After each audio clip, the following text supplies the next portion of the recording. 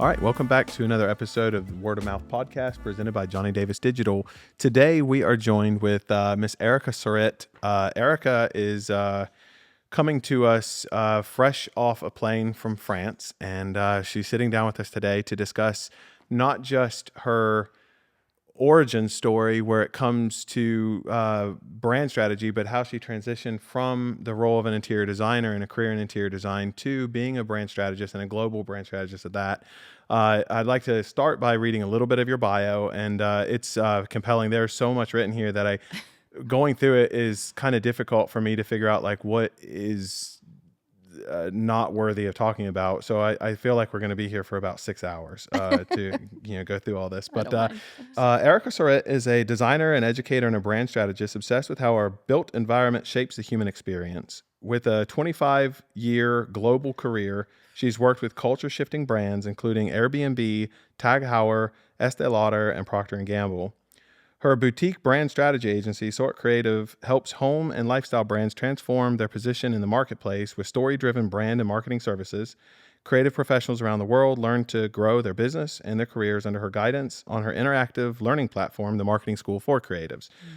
In 2011, Ericka transitioned from being an interior designer to a brand strategist, and that led her in 2020 to starting her own company, Sort Creative. And Ericka splits her time between North Carolina and Marseille, France, the south of France. Yeah. And so we're catching her on her U.S. tour dates. So Southerner by heart and a traveler by trade.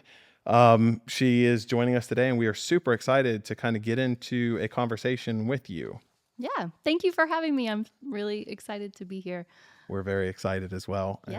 And, starting this podcast, when we first started talking about doing this, you were kind of on the very short list of like, I really want to talk to her because every time I am involved in one of your marketing school or the MSc Live that you just finished, it's so inspiring and it's so motivating and Thank it's you. so encouraging, I think, for me. And I think that anybody else who can benefit from what you do and the way you see the world, the way you see the design world, the way you see the home furnishings world, the way you've got expertise in both of those camps, I think allows you to have a very unique perspective on what we are surrounded with on a daily basis in our own industry. Thank you. So I guess to start talking about what sort of led you to go from a successful career as an interior designer and then stop that to start this other humongous career as a brand strategist. Yeah. So I'll go way back. I grew up in High Point. Okay. So I kind of grew up in this world of home furnishings. Market was always just part of the backdrop of life here, as you know. And that was interesting. I didn't really understand it as anything more than just, 50,000 people coming to High Point. We had to move out of our house. There was just like that kind of level of understanding. I knew furniture was made here. I knew there was like, the trade of it, but I didn't understand the industry until I was a little bit older. And I knew about interior design, of course, because I was interested in space and I was organizing my, family's house when they were at work and they would come home and everything would be, that kind of same story that many interior designers have. But I actually I went to art school. Right after high school, and I studied sculpture, but I also, in going to art school, learned how to, make everything. I studied textiles, I studied metals, I studied, all the things, 3D and 2D. Yeah. And I was always very interested in graphic design and sort of a novice, just a self-taught, like really loving, just I don't know, drawing letter forms and just sort of having this interest. But for some reason, design didn't occur to me as a career. Okay. It felt like a hobby. Yeah. Yeah. It's more of I was more interested passion. In like the creative kind of like fine art side of it. Right. How do ideas and like, how do I become this like artist? Right. So I had this vision. Maybe it was just like I didn't have a good guidance counselor. I don't know. No one really kind of steered me in the right direction because I got out of art school. I graduated and I lived in New Orleans for a while and I worked in a gallery. And I kept meeting, these artists who were, just really doing what they loved. But they had like, for me, it felt like they were not kind of, I don't know, not getting anywhere. Right. So I took a job working in a landscape architecture firm, and just because the gallery was like not enough. And so what I learned there was like, wait a second, these people are also artists. Like this is a really creative side. And, the idea of designing gardens in New Orleans was like kind of an ideal environment. But what I learned from it was a small kind of family run business. They had like a gardening thing on the side too. So I realized like what they were doing was art and industry at the same time. There was a commerce side to it. There was like a path forward like I couldn't see in the art world. You know, it took many, many years to be able to not kind of struggle. And I didn't feel like you had to struggle to be creative. Like I wanted to be able to like help people. So I ended up going back to school for interior design. Okay. And I have a master's degree. So the starving artist was not for you. Starving artist was not for me. I wish I had known that earlier, but I'm really grateful for the conceptual kind of education that I got in art school, and the tactical kind of ways of understanding how things are made. Right. That really serves me now, even to this day. So I have a master's degree in interior architecture.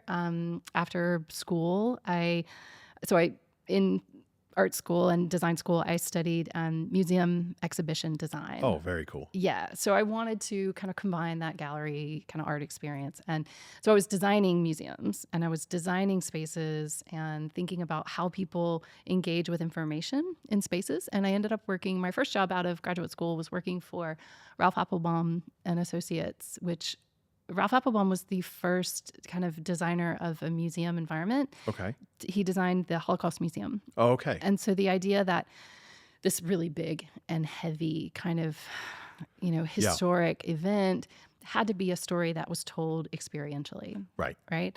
So I didn't work on that project. Obviously, that was years before, but I was so inspired by how all of these things came together. The idea of designing like an experience, the idea of, architecting the space, like we were really designing the same as we've got here. There's literally sets. There's, there's an informational side of it, right? Mm-hmm. There's a kind of, historic and, creative design treatment that has to go into a museum like that.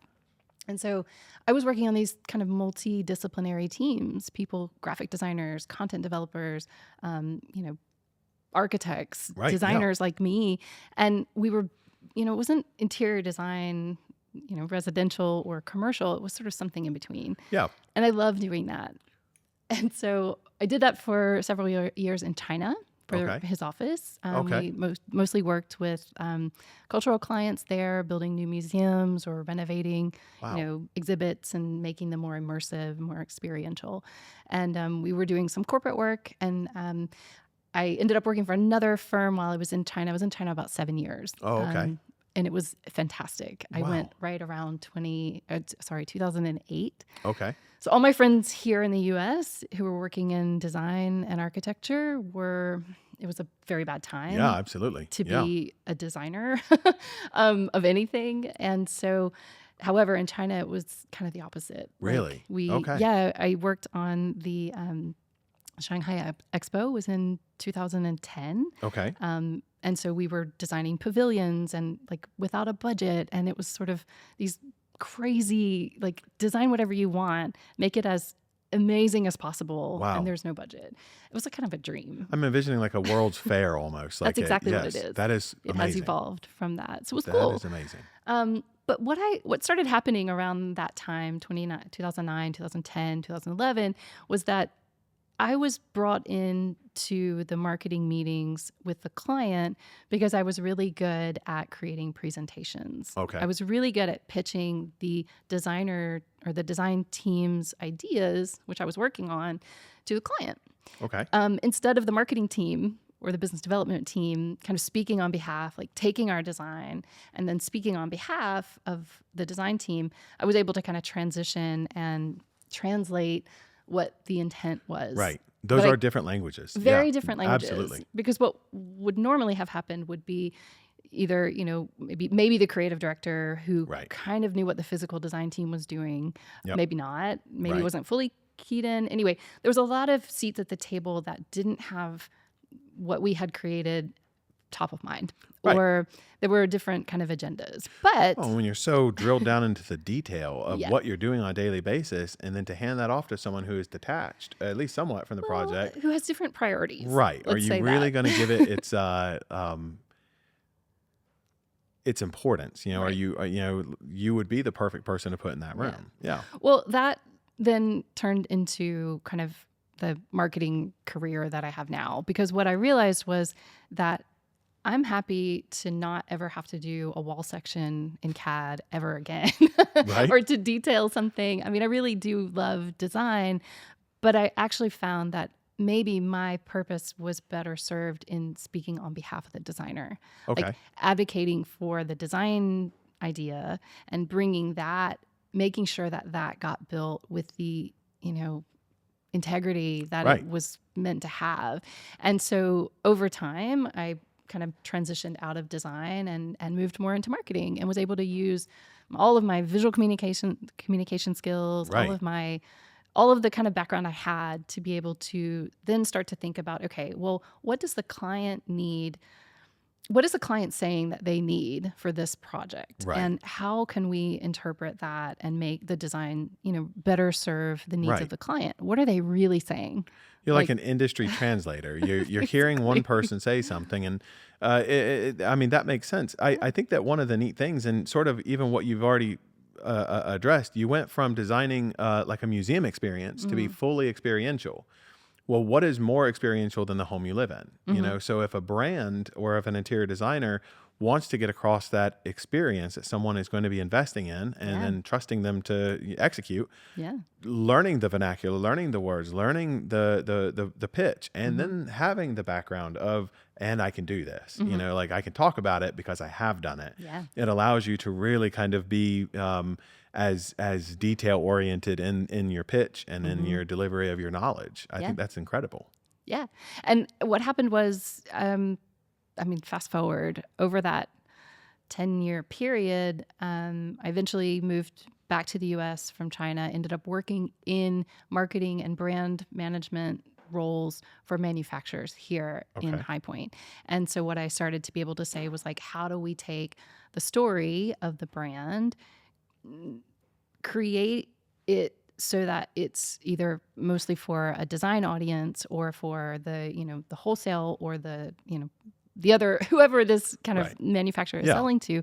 How do we create a really emotional, you know, design Right. experience about these products? Because many people are making sofas, many people are making rugs and, you know, art and lighting, but a Right. brand really has to stand out and has to tell a very specific story that's going to resonate with what the designer is looking for. Right. So after that, I did that for several years here, and then I moved to California to work for Airbnb, Okay. and I sat in between the design kind of environments team, which designed all the spaces for Okay. the offices and any events around the world, basically architects and interior designers.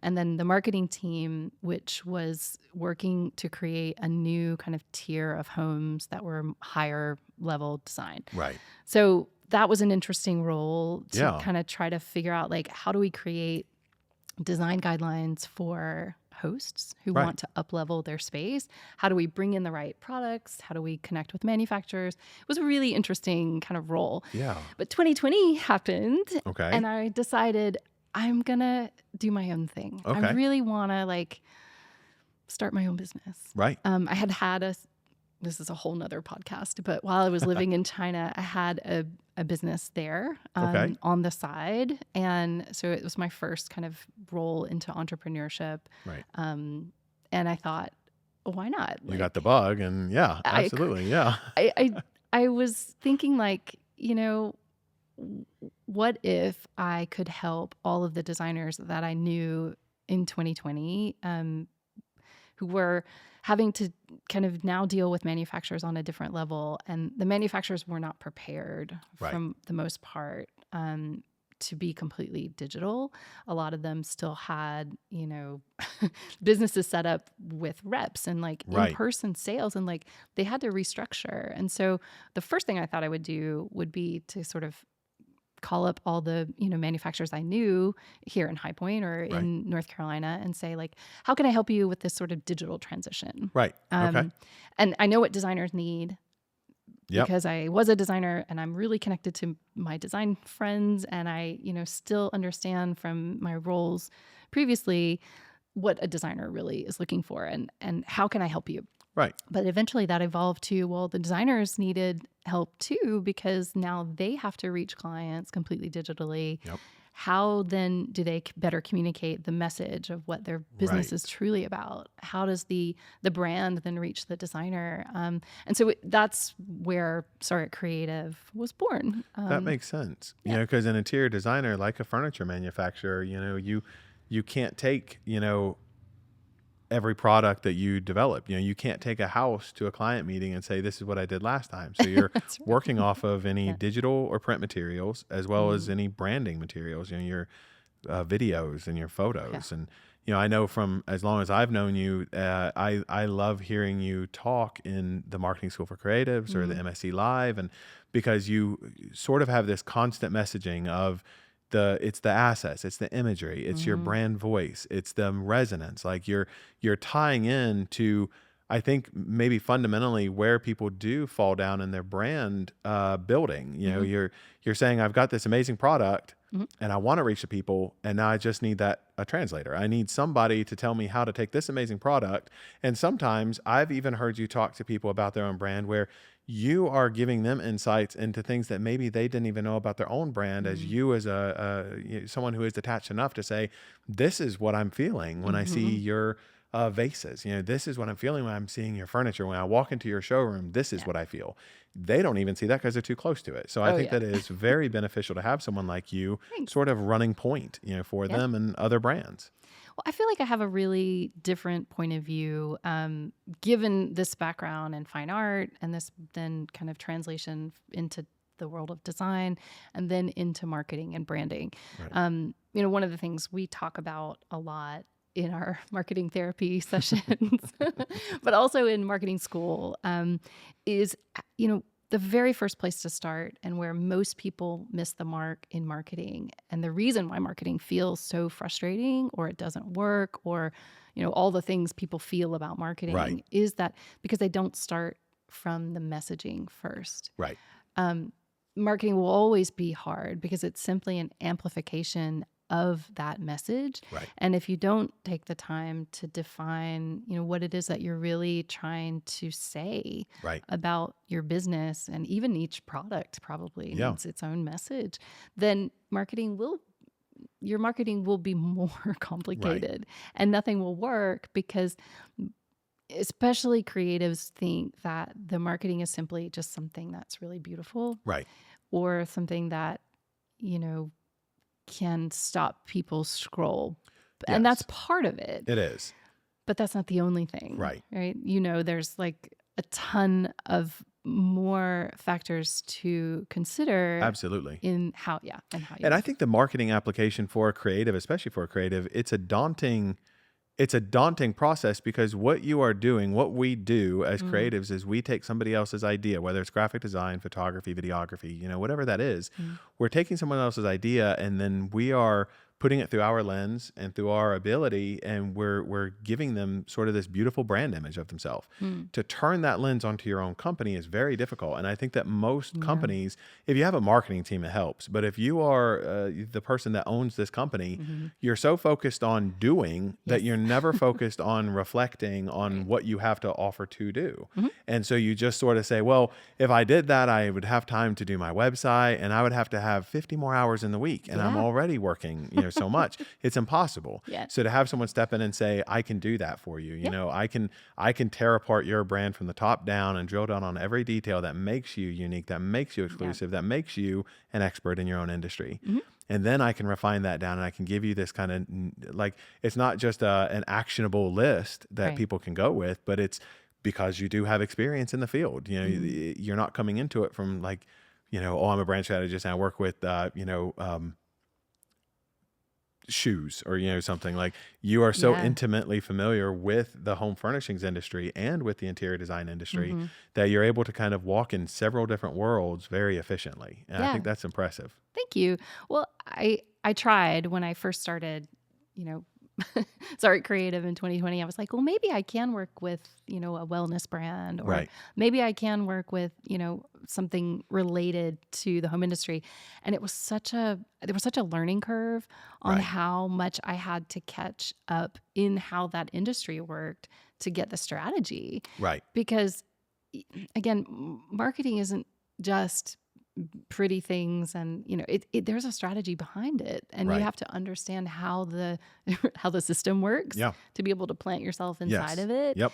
And so I feel like for me it was really kind of an easy decision to just niche down and say, Yeah. I'm only going to work with brands, and I'm only going to work with, well, like home furnishings manufacturers. That's what Right. I mean when I say brands, but I'm only going to work with, brands, manufacturers, and designers Right. and architects, because those are the businesses that I deeply, deeply understand. Like I know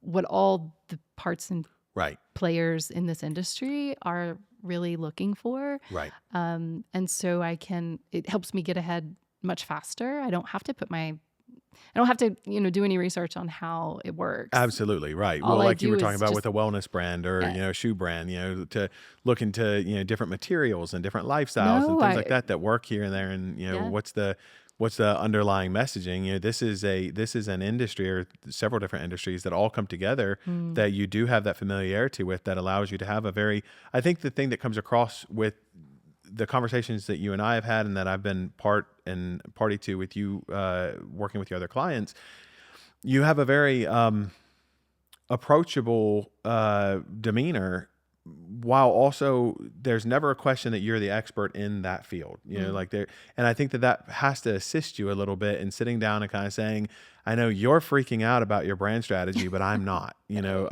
By the time you sit down with that client and they're thinking this is going to be a mess, and we get, as we're doing videos for people, we'll get the comment quite often. They'll say, no one wants to read about me. No one wants to see me on camera. I'm not that brand. And I think that when people come to you and they say, I think my marketing is fine the way it is, and I don't see how it could get any better. I don't see what you could do with it. That's when it's easy for you to step in and say, Yeah. I do. I've already seen this. I've already researched it. And this is how we, Yeah. will proceed. And I guess that would be kind of the next question would be, how do you proceed? Like someone comes to you and they say, I don't know what I'm doing right. I don't know what I'm doing wrong. This is my brand. What do I do? What is what does that look like for you from that first conversation of, okay, let me help them? I hear that all the time. One of the biggest reasons people realize that they need help is because they're either wasting time on things that aren't working anymore, their phone has stopped ringing, or is getting close to, like, they're on their last project from a designer side, or the orders have slowed down. And marketing, we know, is a kind of an ongoing, it's not as something you start and stop, right? Once the phone rings again or you pick up projects and you're scheduled out, that you don't stop marketing. And so that's the first place we start, is to say, like, okay, I can't wait to help you. I have a very, very clear process, which I know and have proven over the last 5 years works. And it's so much fun. I love that, having a business is difficult, and I work with a lot of small businesses, and there's a lot of hats to wear. So whatever I can do to make this process as fun and easy and seamless as possible, I have done. And I feel very, very confident, like, that I can run through projects without a lot of, without almost hiccups and minutia, without any problems. But I really do trust my own process. But where do we start? Okay. So I have a framework for taking clients through starting the strategy of the branding, which for me is story driven, because I think stories are the one differentiating factor that people can really understand. I 100% agree. You cannot really connect with anyone without telling a story. Agreed. We're wired for it. Yep. Absolutely. That's that is our species, Yep. and you and I have talked about that many times. You go back as far Totally. as you want to, and Yeah. we are storytellers. We love Yep. stories. They compel us, they motivate us, they inspire us. Yes. They change the world. Yeah. They do change the world. And like, once I can get a client, most of the time people are like, yeah, I get stories, but how do I do it? Yeah. So I'm like, I'm going to tell you. Like, we're going to figure it out, the way to do it specifically for your brand. So I have this 3 kind of part framework, which I take clients through, and I've taken you through, Yeah, and absolutely.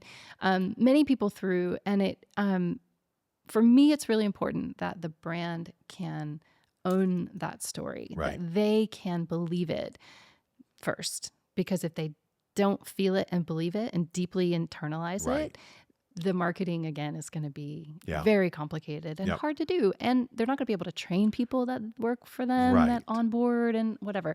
So first and foremost, I get people on board. And so that there's 3 parts to it. The first part is to determine what is the thing that makes them extraordinary. Okay. That position, and positioning is a very complicated kind of high Right. level marketing and branding kind of point of view. And people start to glaze over when I start talking about positioning, but it's really fundamental. It's like where you sit in the mind Right. of your client, and you have to be positioned differently. Right. It's like a physical positioning of something like on a shelf in the grocery store. Right. You reach for it for a reason, and there's a strategy behind where it's located. Absolutely. So you're positioning your business based on that thing that makes you different. And Right. everybody has something that makes them different. How often do you have that conversation, just that by itself, and have them say, I can't think of anything. And then you have to start at that level and say, this is your position. Oh, I mean, I go through a whole kind of interview. One of the first parts of my process is we always start with this brand roadmap process where Okay. it's like an hour and a half, 2-hour workshop. I ask a ton of questions. Right. Everything I need to know, and I ask it multiple ways just so I can gather what I know Yeah. makes people, because none of us are the same. We're Right. all different, and every business has some differentiating factor, Absolutely. if not one, 5. Multiple. Yeah, absolutely. Yes. So I can pull those out. Right. When it's a designer or a kind of a solopreneur or a small business run by, maybe 2 or 3 principals, Right. we're looking at things like their experience, right? Their work and their education, maybe their accreditation, certifications, what activities do they do in the professional community? Those are all differentiators. Yeah. What their team is like, that's Right. a differentiator. What they do in their personal life, like, are they, into sports or music, or do Right. they have a faith component of their life? Absolutely. All of these things. Maybe they speak multiple languages, or they travel a lot, or whatever. Yeah. Well, I'll find it. Right. Don't Yeah. worry. Yeah. There's a lot I of will research into find their it. brand. And when it's a product manufacturer, we look at other factors too, but I always find it. Okay. Everybody's got something. Right. And it's the magic of what I get to do, is really kind of bring that out in Yeah. people. I love it. Okay, so the extraordinary positioning, So the that's first one. First E. First Okay. E, got to Okay. get that down. And the second E is my favorite. And this is the one where people start to get the magic of This what. is my favorite too, honestly. This- When I took your I'm so class, excited I to took talk your about course, it. and this was where I realized that I was filling pages. Like I was Yeah. like, this is amazing. Yeah. This is the thing. This is the aha moment for everybody. Mhm. For, brands that have been in business for 20, 30 years, people who are just getting started. So just a little backup story. So this is called emotional resonance, right? And this is the heart of storytelling, right? Yep. How do you get people to lean in? Yeah. First, that differentiator, they see something in themselves that's the same, Right. or they recognize, a similar kind of or, point of view. Right. Okay. But the emotional side of that is super important to understand. So we spend a lot of time trying to figure out, like, your buyers, your clients, your customers, what's the real reason they want what you've got? Right. Like, Right. what's the real reason they're coming to you for that service or that Yeah. product? Okay, yes, we need a place to sit. I need to find a chair or a sofa. Right. I need, to renovate my kitchen because it's been, 70 Years. years Yeah, and whatever, yeah. it like, Yeah. it's like, doesn't work for me anymore. The counters are too low or whatever. Yeah. There's some probably functional change, Right. right? But to be honest, maybe there's something deeper. There always is something deeper, right? The motivation to be about, maybe I want to make a space where I can bring my family. Maybe I want to create a place where they want to come more often. That's like maybe a sense of belonging. Yeah. Fundamental, Okay. emotional motivation for doing a lot of things is to feel like you're part of something else. Yeah. Right. Yeah. So that's one of them. And I've identified 5 that Okay, I've I was going to seen. say how many different emotional resonances are you looking for in a brand? Well, okay, there are 5 that I've narrowed for our industry that I have seen over and over again in my role in marketing, but also in my role in design when I was creating kind of presentations and listening to clients and sort of trying to understand again, what were they really interested in? Like what, it's not obviously the budget's important, but like, what are they really, really asking for? And every client has several.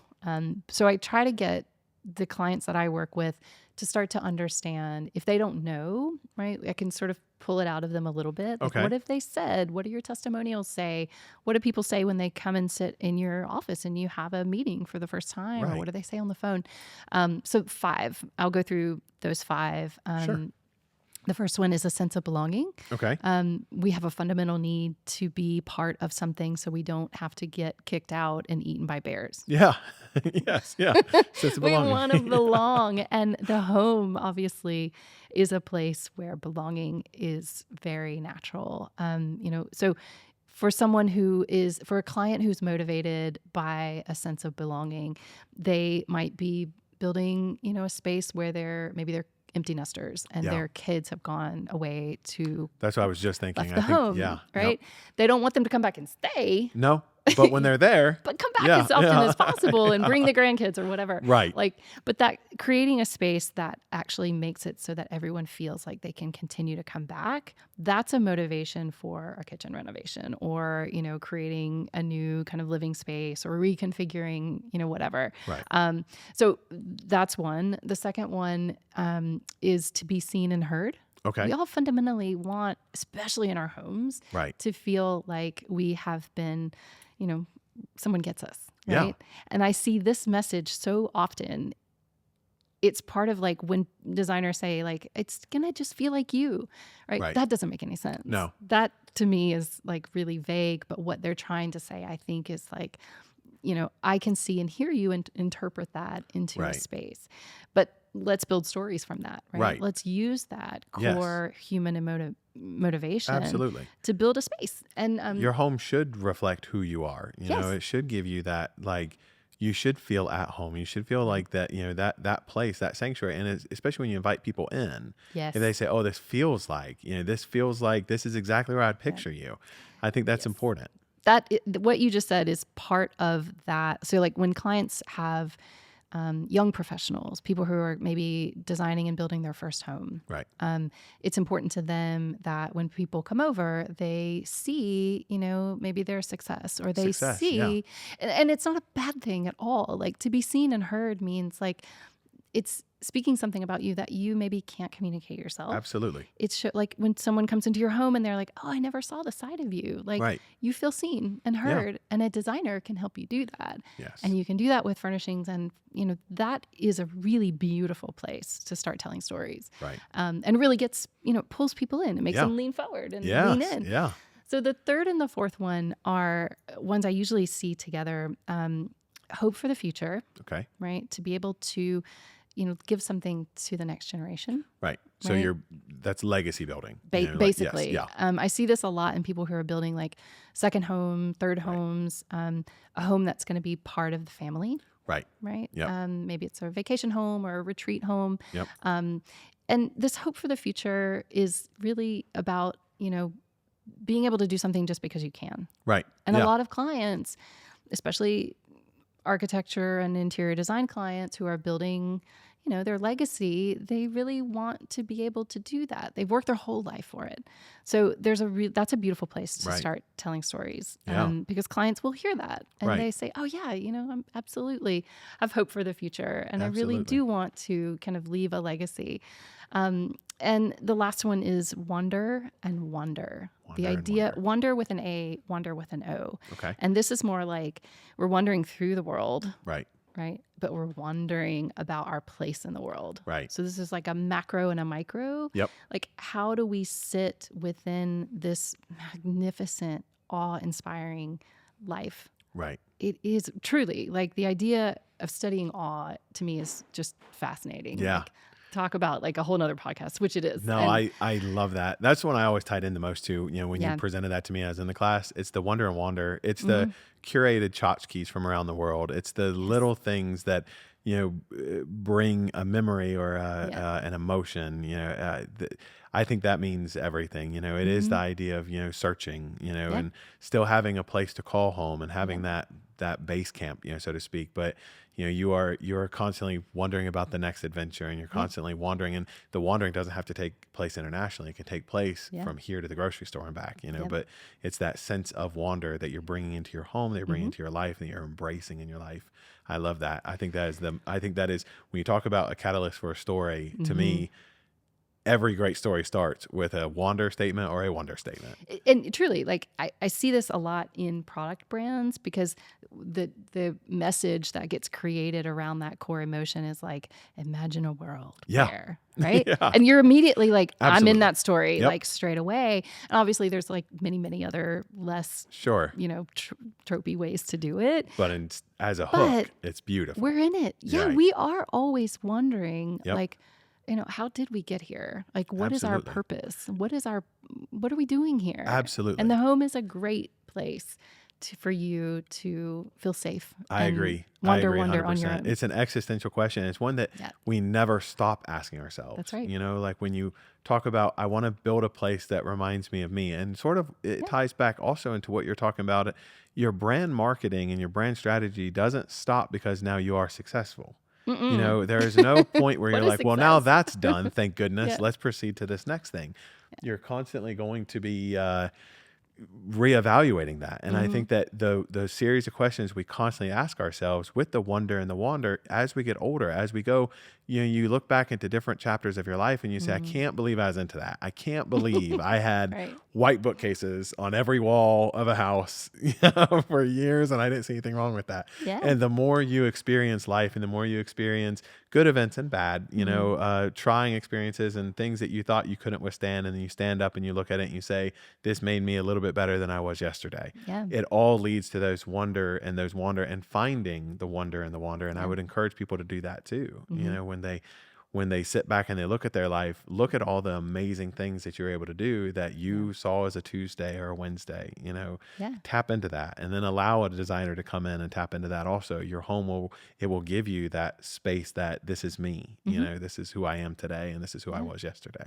So this work it fills me with so much purpose, because what you just said was what I hear from so many clients. Once we create a narrative and a story that's based on one of these or several, or an amalgam of these emotions, they see their business and their life and their work and what they make in a whole different way. Absolutely. And for me, that is part of the bigger mission of why I do what I do, which is, I believe interior design right now has a brand problem. It has it's really unclear. Like, we know what architecture is. Architecture is building things done. People get it. It's positioned.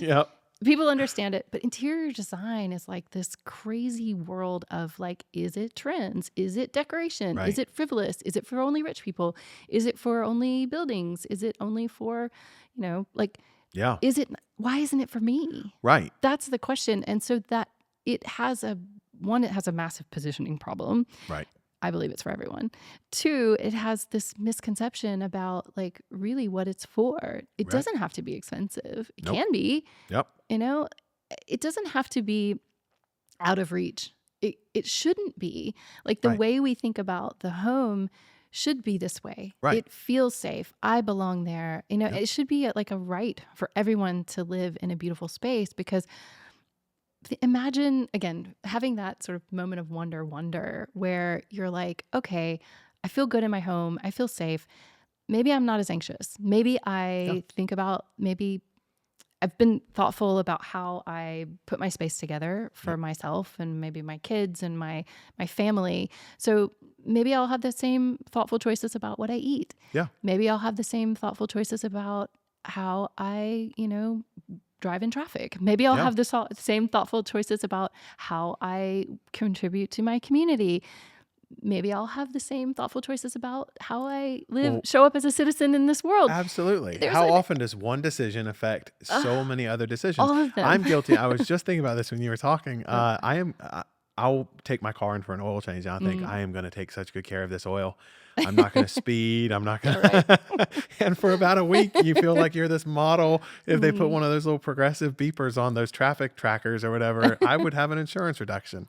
But then, you go back to it. And Yeah. I was also thinking, when you are talking about the folks that they bring you into the home, and they bring your brand into the home, and the positioning for an interior designer, I Mhm. was just thinking, we don't design our own car. We don't Mm. design our own clothes. We don't take it upon ourselves to build our own home. You hire an Right. architect. Yeah. So if you have someone who is a professional interior designer, and like Mm. you said, they're not expensive. They don't have to be expensive. It's like anything else. You can go buy a cheap t-shirt. You can buy a $400 t-shirt. It's entirely up to you. Sure. But where you do have these professionals that are very good at looking at your home Mhm. and then figuring out what needs to go in that home to, Yeah. be a part of you, or to be a part of your experience, or your home's architecture, your Mhm. geographic location, or anything like that.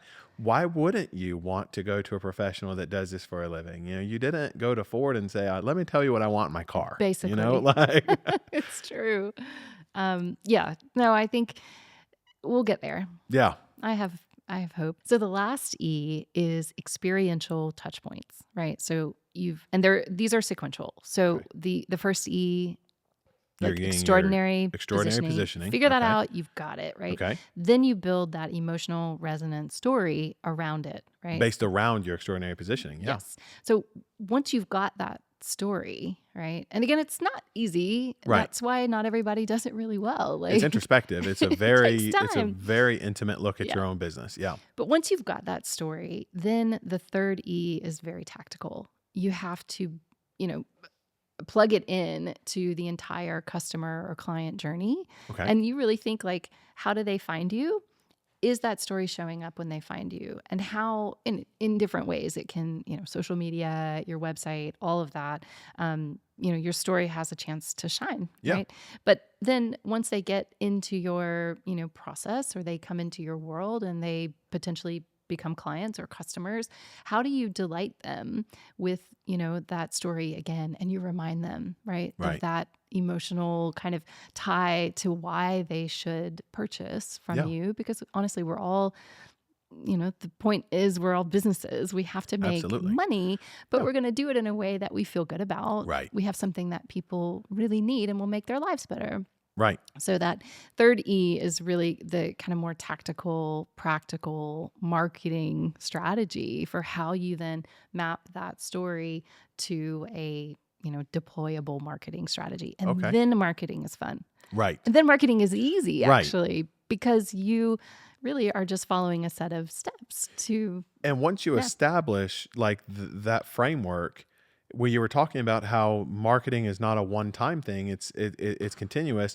Unless the company shifts directions pretty vastly, Yeah. it's just sort of reiterating and finding new creative ways to tell the Yeah. story, and to keep working on those touch points, and to keep working on the experiential parts of what Yeah. someone is expecting with your company, because now you've built a brand loyalty, hopefully. That's right. Oh, Yeah. yeah. You'll That's see it's easier to build fans quicker when people have a reason and when they to have a believe, reason. Yes, right? absolutely. When they Yep. believe your ideology. So Right. that's a whole nother Well, episode. I never thought that 45 or 50 minutes would go by so quickly. Yeah. I was every time you speak, it's very engaging, it's very informative, but it's also entertaining. It's a very relatable conversation, Yeah. and I think it does take a lot of the daunting side of, oh my gosh, brand strategy. That sounds like something they do in the Pentagon, like that sounds like something that you're doing in concrete bunkers and stuff, Right. when you're, so, Yeah. I would love to continue this conversation at Yeah. different times. Cause as we're Let's do it. talking, I'm thinking about 15 different, angles of these conversations as they go, as recently as last week, I was in your marketing school for creatives live and you were talking about photography and you had, what is the photographer's name? Justin March. Justin March. It was informative. Like it was neat to listen to other people in our industry talk about their brand and how he sees his brand and what he brings to a client. It's informative, but it's inspiring. And so more and more, I would like to kind of revisit this conversation from time to time, have you back on again and talk about, the visuals, talk about the touch points, talk about how the 3 E3 framework points can affect a logo design. They can affect everything. If your extraordinary positioning is here and your emotional resonance is here and your touch points are here, the logo may be leading people away from your brand, just because that logo does not look like what you just described to me in your brand.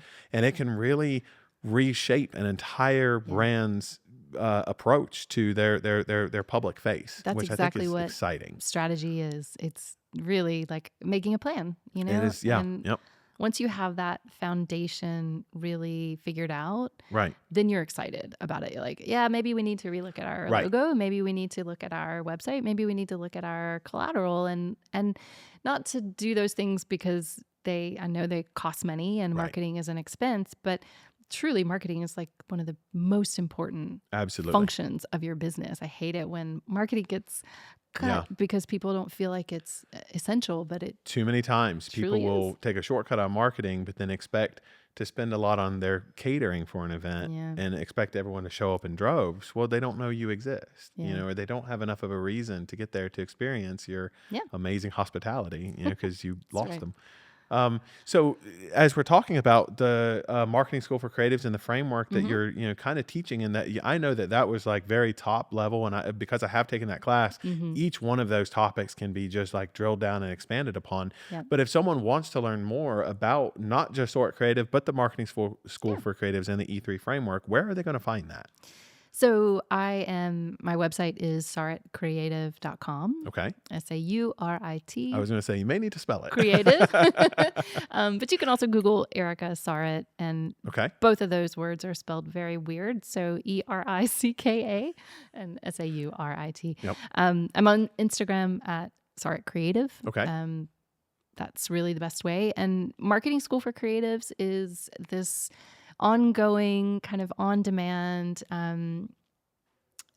curriculum of marketing education that I created specifically for creatives, like interior designers, graphic designers, event planners, photographers, but anybody who's working in either their own business or in a marketing function in another business. So we have people working inside brands like social media managers and creative directors and people who want to understand a more structured marketing approach. I've learned it. I have gone through all these roles, and I've sort of been able to say, like, even when I went to business school to learn marketing, I didn't learn it this way. I had to figure all this out. And it's intimidating the way it's presented. You Google search marketing.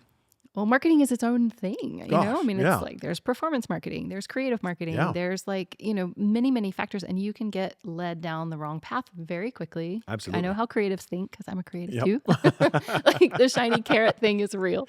Absolutely it is. But I tried very hard to make this very structured so that it's like we start with story. Right. How do you tell a narrative story? Right. Because there's not No. images flying out of our mouths. Right. Like I wish there were, because it'd make it easier to describe what we do. Yeah.